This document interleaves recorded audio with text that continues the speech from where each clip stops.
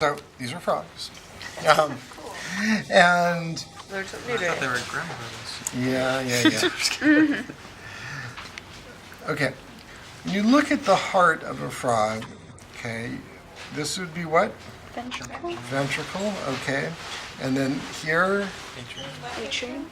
left atrium, and then over around here would be Sinus venosus. Wait.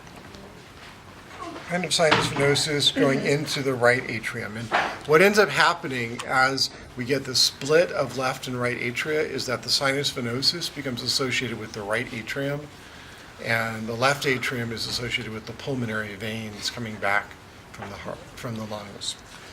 Okay. And this is a frog, so it has nice lungs, which are right there in relation to the heart. Okay. Coming out of the heart, this is ventricle. We get the first, or the last chamber of the heart right here, and that would be after the ventricle, Cons. conus arteriosus, exactly. And then the conus continues into this region here, which is called the truncus arteriosus, and it's similar to the bulbous arteriosus of a salamander. It's really ventral aorta and not heart. It's kind of hard to distinguish on the frog. And basically what's happening in there is you're splitting three ways to go to the three main arches, arch 3, 4, and 6. And those are referred to as the carotid arch, arch 3, the systemic arch, arch 4, and the pulmonary arch, arch 6. So we can look, for example, over on this side, coming off, I just want to make sure I'm not,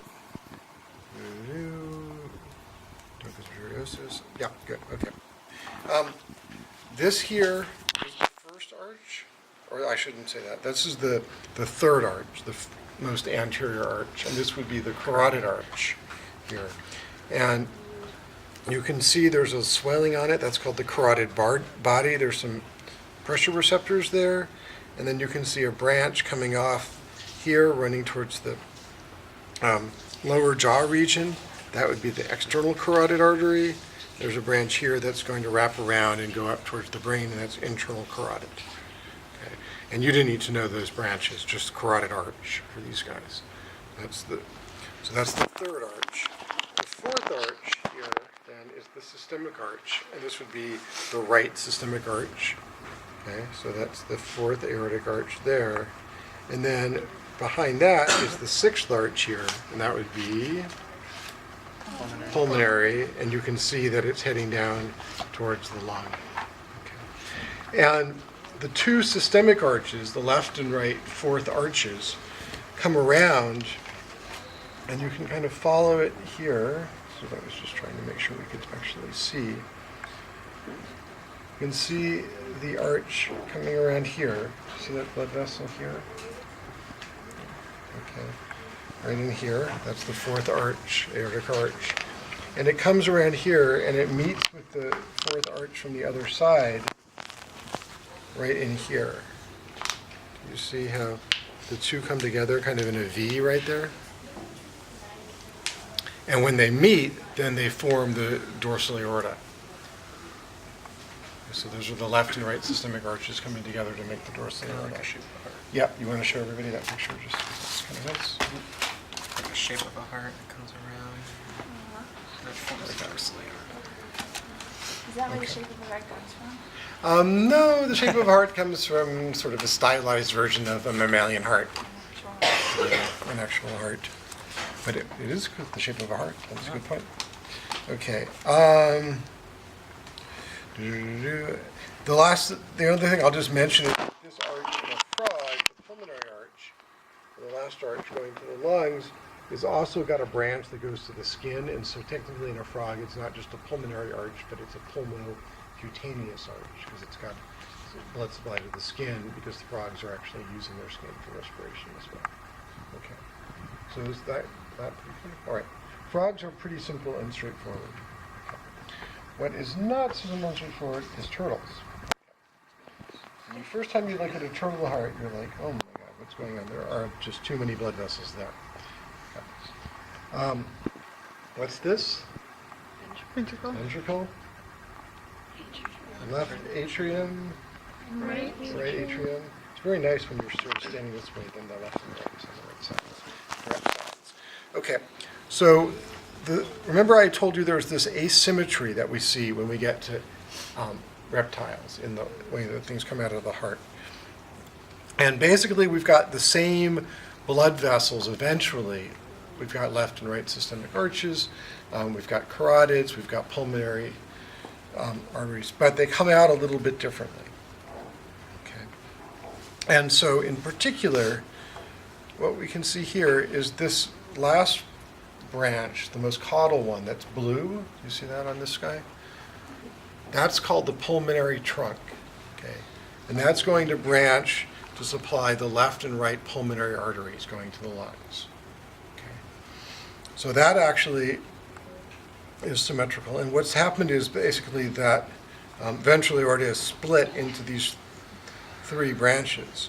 This next one, which is unfortunately broken, but I'll try to reconnect it right there. This thing here is called the left systemic trunk. And that gives rise to the left systemic arch. And that arches around just like we saw the systemic arch in the frog do and goes back down and joins up with the right systemic arch and supplies the body. Okay. What's different in these guys is that that left systemic arch comes off all by itself, and then here we have the right systemic trunk giving rise to this big blood vessel here called the brachiocephalic trunk or artery. And the brachiocephalic, brachium is what? Arm. Okay, and cephalic means head. So it's going to the arm and the head. And basically the brachiocephalic gives rise to a big blood vessel that you can see here on the right side and here on the left side running over to the forelimb. That's the subclavian artery. Okay. And then it gives rise also to a littler one that's here and here. See this little guy?